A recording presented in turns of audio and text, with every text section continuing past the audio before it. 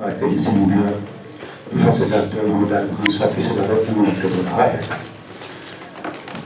جناب professor doctor Abdul Rauf Rafiqi صاحب نے ڈائریکٹر اقبال اکیڈمی پاکستان کا چارج سنبھالنے کے بعد کئی انیشیٹوز لیے. ان میں سے ایک یہ بھی انہوں نے انیشیٹو لیا کہ ہم جو اقبالیات کی دنیا کے بڑے لوگ ہیں جنہوں نے اپنی زمینہ اقبالیات کے لیے وقف کی اور علامہ اقبال کی فکر کی خدمت کی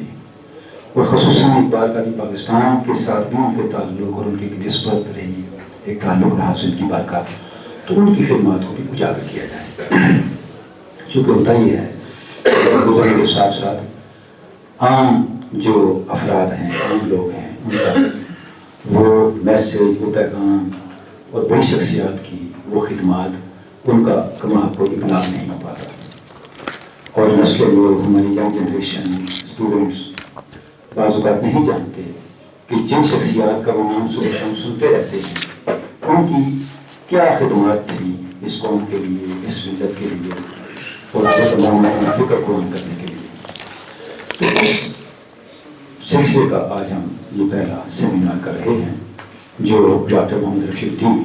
کی یاد میں ہے. ڈاکٹر صاحب اقبال اکیڈمی پاکستان کے پہلے ڈائریکٹر تھے اور انہوں نے اپنی 65 سالہ زندگی بھرپور علمی فکری سرگرمی میں گزاری. درس و تدریس سے لے کے تصنیف و تعلیف اور تحقیق تک جو بھی ڈاکٹر صاحب نے خدمات انجام دی وہ آنے والوں کے لیے ایک مینار نور ہے.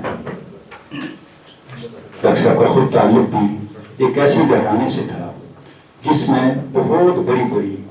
دینی روحانی اور علمی شخصیات پیدا ہوئی جن کی لکھی ہوئی کتابیں تصانیف عرصے تک بطور نصاب ہمارے ماضی میں تعلیمی اداروں میں پڑھائی جاتی رہی. اور ڈاکٹر صاحب نے جو علمی اپنے آثار چھوڑے ان میں ان کی کئی کتابیں جیسے آئیڈیالوجی آف دا فیوچر ایک ایسی کتاب ہے جس کو علامہ اقبال کی ریکنسٹرکشن کے بعد ایک بہت مائلسٹون سمجھا جاتا ہے ہماری فکری تاریخ کے اندر. آج ہم اہل علم سے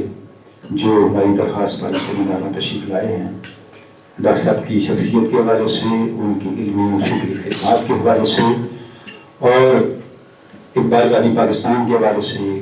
اس وطن عزیز کی خدمت کے حوالے سے